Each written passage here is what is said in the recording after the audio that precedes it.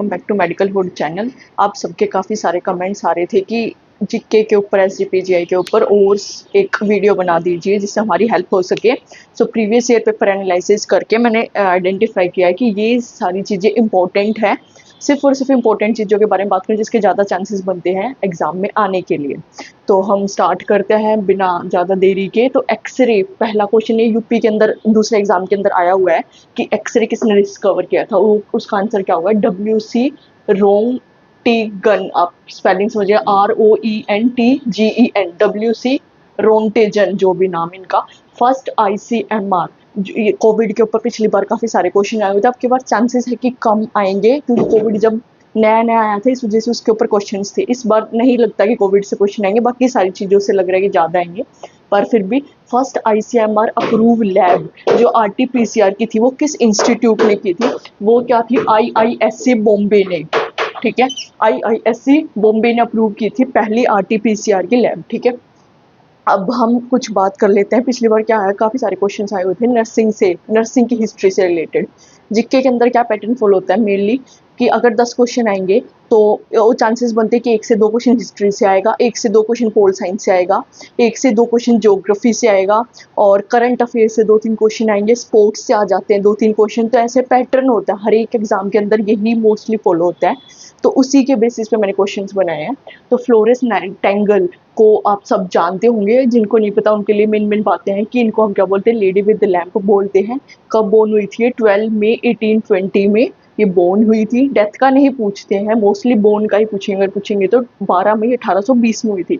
इन्होंने क्या दिया था? इन्वायरमेंटल की थ्योरी दी थी। कब? 1860 में, 1860 में इन्वायरमेंटल की थ्योरी दी थी। ये सिर्फ फ्लोरेंस नाइटिंगेल के बारे में इंपॉर्टेंट बातें। अब क्या है, एक और क्वेश्चन बनता है बहुत इंपॉर्टेंट। वो क्या है कि फर्स्ट प्रोफेशनल नर्स या फिर साइकेट्रिक की पहली नर्स हम किसे बोलते हैं? वो कौन थी? LIND, लिंडा रिचार्ड के नाम से हम जानते हैं। पहली हमारी साइकेट्रिक नर्स थी रिचार्ड। ठीक है, आप ध्यान रखिएगा ये सारे क्वेश्चंस नर्सिंग के मेन जो कि हमारी संस्थाएं हैं, जैसे WHO हो गया, यूनिसेफ हो गया, INC हो गया, ICN हो गया, उससे रिलेटेड। तो INC क्या है? Indian nursing council. Indian nursing council ये क्या है? ये किस के सन किसके? ये इस्टेब्लिश के सन है, ये मतलब कि किस साल में ये इस्टेब्लिश हुई थी? तो 1947 में आई थी इंडियन नर्सिंग काउंसिल, INC। ये पूछा हुआ क्वेश्चन है MNS, अभी जो 2024 का एग्जाम हुआ था मिलिट्री नर्सिंग सर्विस का, उसके अंदर भी ये क्वेश्चन आए हुए थे। तो ये इंपॉर्टेंट बनते हैं और चांसेस बनते हैं कि इसमें से क्वेश्चन आएगा। तो INC के कब इस्टेब्लिश हुई थी? 1947 में। हेडक्वार्टर कहाँ पे INC का? नई दिल्ली के अंदर। हेडक्वार्टर कहाँ पे? नई दिल्ली का। ICN क्या है? इंटरनेशनल काउंसिल ऑफ नर्सेज है। वो कब इस्टेब्लिश हुई थी? 1899 में हुई थी। आगे है कि इसका हेडक्वार्टर कहाँ पे? जेनेवा, स्विट्जरलैंड में। ठीक है, अगला है यूनिसेफ। यूनिसेफ कब इस्टेब्लिश हुई थी? 1946 के अंदर। हेडक्वार्टर कहाँ पे इसका? न्यूयॉर्क के अंदर। हेडक्वार्टर कहाँ पे? न्यूयॉर्क में। अगर इसमें से क्वेश्चन बनता है तो ज़्यादा डिटेल में नहीं जाते हैं, वो सिर्फ इस्टेब्लिश का सन इस्टेब्लिश ईयर पूछ सकते हैं या फिर उसका हेडक्वार्टर कहाँ पे, ये चीज़। ठीक है, फिर WHO का क्या है? 7 अप्रैल 1948 में इस्टेब्लिश हुआ था। हेडक्वार्टर कहाँ पे इसका? भी कहाँ पे? जेनेवा, स्विट्जरलैंड में।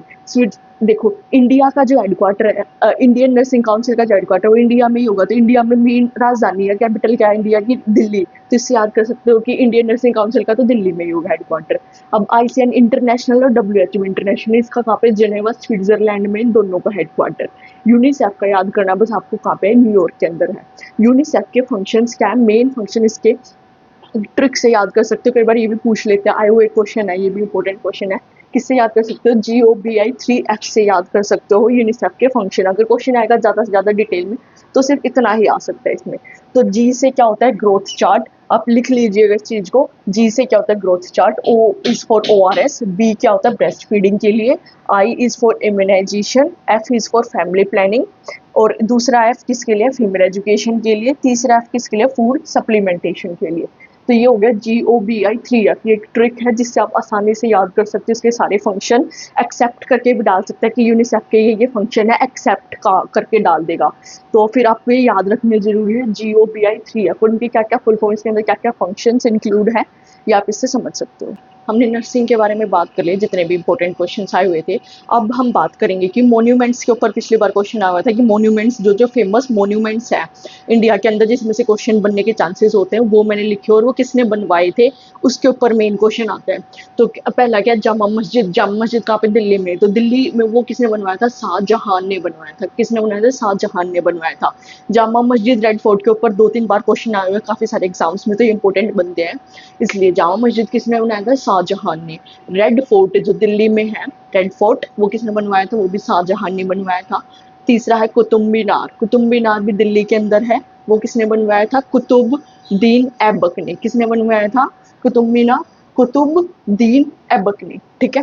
अगला है हुमायूं का टोम्ब। हुमायूं का मकबरा भी हम इसको बोलते हैं। दिल्ली के अंदर है ये हुमायूं का टोम्ब जिसे हम बोलते हैं। हुमायूं टोम्ब किसने बनवाया था? अकबर ने। ठीक है। किसने बनवाया था? अकबर ने। दिल्ली वालों को तो ये सारी मोस्टली चीजें पता होंगी कहाँ पर है, और ये भी याद होता है मोस्टली वो कहाँ किसने बनवाए थे।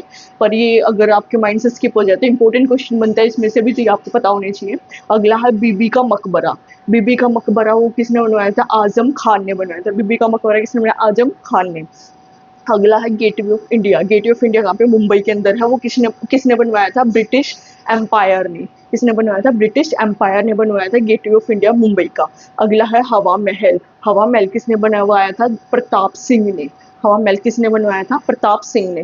ठीक है। ये सारे इंपॉर्टेंट मॉन्यूमेंट्स थे और उसमें किसने बनवाए हैं वो थे। ये जीके के सिर्फ और सिर्फ मैंने इंपॉर्टेंट चीजें निकाली हैं जो पिछली बार भी आई थी और चांसेस हैं कि रिपीट होंगे। पिछली बार वाले एग्जैक्ट क्वेश्चंस रिपीट नहीं होंगे पर उससे रिलेटेड क्वेश्चंस आने के चांसेस बनते हैं।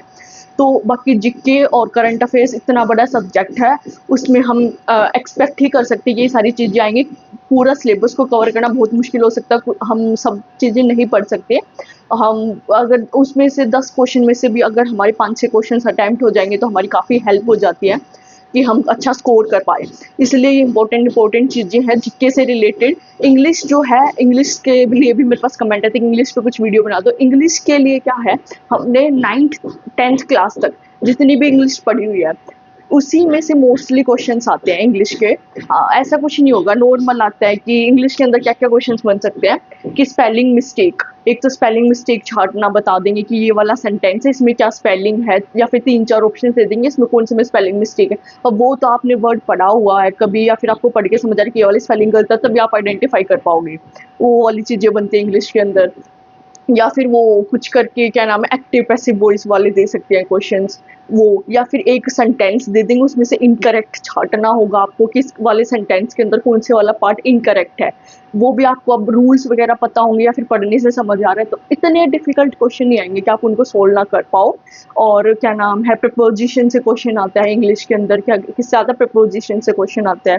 मैं एक बार लिस्ट ही बना दूँ एक आपको ताकि समझ में आ जाए अच्छे से, आप नोट डाउन भी कर पाओ किससे क्या क्वेश्चन आते हैं। तो जीके से मेन क्वेश्चन क्या आते हैं, हिस्ट्री से क्वेश्चन आते हैं, जैसे कि मैंने अभी समझाया आपको मॉन्यूमेंट्स वो किसने बनवाए हैं, ऐसे कुछ क्वेश्चन करके हिस्ट्री से क्वेश्चन देते हैं वो 1-2 क्वेश्चन। अगला है पॉलिटिकल साइंस से क्वेश्चन दे देते हैं 1-2 नेता के बारे में, कॉन्स्टिट्यूशन के बारे में, अभी जितने भी कोई करंट में अगर नेता चुना गया है किसी जगह का, या फिर कुछ और नया ऐसा कुछ हुआ है कॉन्स्टिट्यूशन से रिलेटेड कोई बदलाव आया है, उससे रिलेटेड क्वेश्चन आ जाता है। ज्योग्राफी से क्या क्वेश्चन आता है, कौन सी नदी है, रिवर है वो कहाँ पे बनी हुई है, ये वह गंगा नदी हरिद्वार में, जैसे ये पता होना चाहिए, यमुना कहाँ पे, दिल्ली के अंदर है, ऐसे मेन जो फेमस नदियाँ हैं वो। ठीक है। अगला है करंट अफेयर्स। करंट अफेयर्स से वो 2-3 क्वेश्चन डालते ही डालते। करंट अफेयर्स की क्लास मैंने ऑलरेडी बनाई हुई है, एक वीडियो बनाया हुआ, आपको अगर चाहिए हो तो लिंक आपको डिस्क्रिप्शन में मिल जाएगा, जिसने भी आप में से ना देखी हो आप जाके देख सकते हैं उस क्लास को। अगला है नर्सिंग हिस्ट्री। नर्सिंग हिस्ट्री के बारे में भी मैंने अभी जैसे था यूनिसेफ का हेडक्वार्टर कहाँ पे है, आईएनसी का है, आईएनसी का है, आईसीएन का हेडक्वार्टर कहाँ पे है, उससे रिलेटेड जो भी इंपॉर्टेंट बातें थी उससे भी क्वेश्चंस आते हैं यूपी के एग्जाम में, पिछली बार भी आए हुए हैं, अब की बार भी चांसेस है कि आएंगे। अगला है इंग्लिश से। इंग्लिश से क्या क्या टॉपिक आता है, एक्टिव पैसिव वॉइस मेन है, ये आती है। अगले है स्पेलिंग मिस्टेक। वो क्या करेंगे, 4 ऑप्शन दे देंगे, किसी की भी स्पेलिंग मिस्टेक आइडेंटिफाई करने के लिए दे देंगे आपको। जैसे फॉर एग्जांपल इतनी ईजी तो नहीं आएगी, जैसे डियर की स्पेलिंग होगी तो ये वाली डियर है, बकरी वाली दे रहे हैं वो, या फिर DEAR वाली तो नहीं देंगे, वो स्पेलिंग मिस्टेक, जैसे ये वाला वर्ड तो कंफ्यूजिंग है ऐसा वर्ड देंगे। जैसे कन्वीनियंस की स्पेलिंग क्या होगी, आई कहाँ पे आएगा, फिर ई आएगा, फिर एन आएगा, तो ऐसे ऐसे वो जंबल करके दे देंगे। उसमें से आपको पहचानना होगा कि इसकी सही स्पेलिंग क्या है, कन्वीनियंस की स्पेलिंग हो गया, फिर जैसे भी ज़्यादा मुश्किल स्पेलिंग नहीं आती, ईजी आती है वैसे। अगला है प्रपोजिशन से क्वेश्चन, कहाँ पर ओन आएगा, कहाँ पर एट आएगा, ये वाले क्वेश्चन तो पक्का आएगा एक दो क्वेश्चन।